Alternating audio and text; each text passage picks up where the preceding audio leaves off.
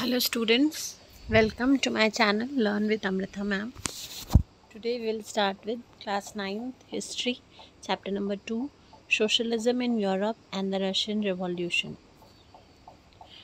हमने last chapter में देखा था फ्रेंच रिवॉल्यूशन के साथ बहुत सारे आइडियाज़ का डेवलपमेंट, जैसे liberty, equality, democratic rights. Kings का जो रूल चल रहा था उसको रिप्लेस करके डेमोक्रेसी आ गई थी। फिर उसके बाद नेपोलियन बोनापार्टे ने फिर से रूल ऑन कर दिया था और बहुत सारे चेंजेस आए थे। ठीक है, अब इस चैप्टर में हम लोग सोशलिज़म के बारे में पढ़ेंगे। ये जो टर्म है सोशलिज़म, इसको अगर हम बाइफर्केट करते हैं तो ये दो टर्म से मिलके बना है, सोशल प्लस इज़्म। सोशल मतलब रिलेटेड टू सोसाइटी और इज़्म का मतलब होता है एक आइडियोलॉजी। तो कैसी सोसाइटी का फॉर्मेशन होना चाहिए ये हम लोग सोशलिज़म में पढ़ेंगे।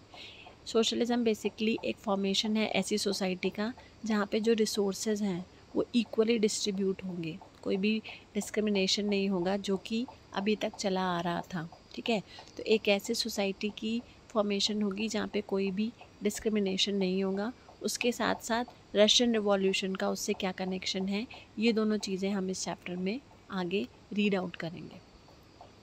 तो जो बहुत फर्स्ट हेडिंग है चैप्टर की वो है the age of social change. ये एक ऐसा एज है जहाँ पे सोसाइटी में बहुत सारे चेंजेस आए थे। मतलब फ्रेंच रिवॉल्यूशन से कुछ जो बेसिक आइडियाज़ हैं वो ऑलरेडी डेवलप हो चुके हैं। अब लोगों में पॉसिबिलिटी हो गई है कि हाँ, अब हमारी सोसाइटी में बहुत सारे चेंजेस आ सकते हैं। अब उन चेंजेस को लाने के लिए भी लोगों में अलग अलग ओपिनियंस हैं, अलग अलग आइडियोलॉजीज़ हैं। कुछ चाहते हैं कि चेंजेस जो हैं वो तुरंत से एक्सेप्ट हो जाएं, कुछ लोग चाहते हैं कि चेंजेस हों लेकिन धीरे धीरे हों।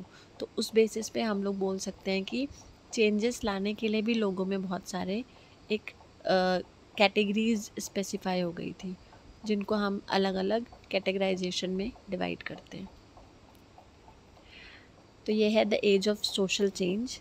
The French revolution brought the ideas of equality, liberty and democratic rights. मैंने बताया कि फ्रेंच रिवॉल्यूशन ने एक सेटअप जो है वो ऑलरेडी, पूरा बैकग्राउंड जो है वो ऑलरेडी सेटअप कर दिया है। अब फ्रेंच रिवॉल्यूशन के साथ सोसाइटी में आइडियाज़ ऑलरेडी डेवलप हो चुकी हैं। जो आइडियाज़ हैं वो हैं equality, liberty and democratic rights.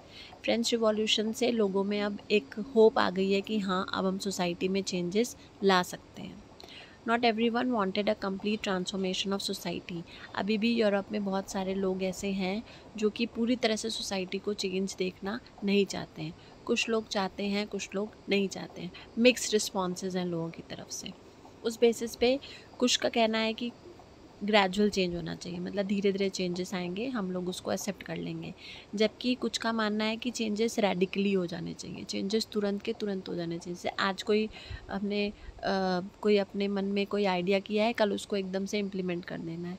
तो कुछ लोगों का मानना है कि ग्रेजुअली चेंजेस आएंगे और कुछ का मानना है कि नहीं नहीं, तुरंत हमें आउटपुट चाहिए, इनपुट जैसे हमने किया हमें तुरंत आउटपुट चाहिए। तो इस बेस पे हम लोग बोल सकते हैं कि वो उस समय बहुत सारे पॉलिटिकल ट्रेडिशंस थे, बहुत सारे पॉलिटिकल ओपिनियंस थे, जिनको हम कैटेगराइज करते हैं 3 कैटेगरीज़ में।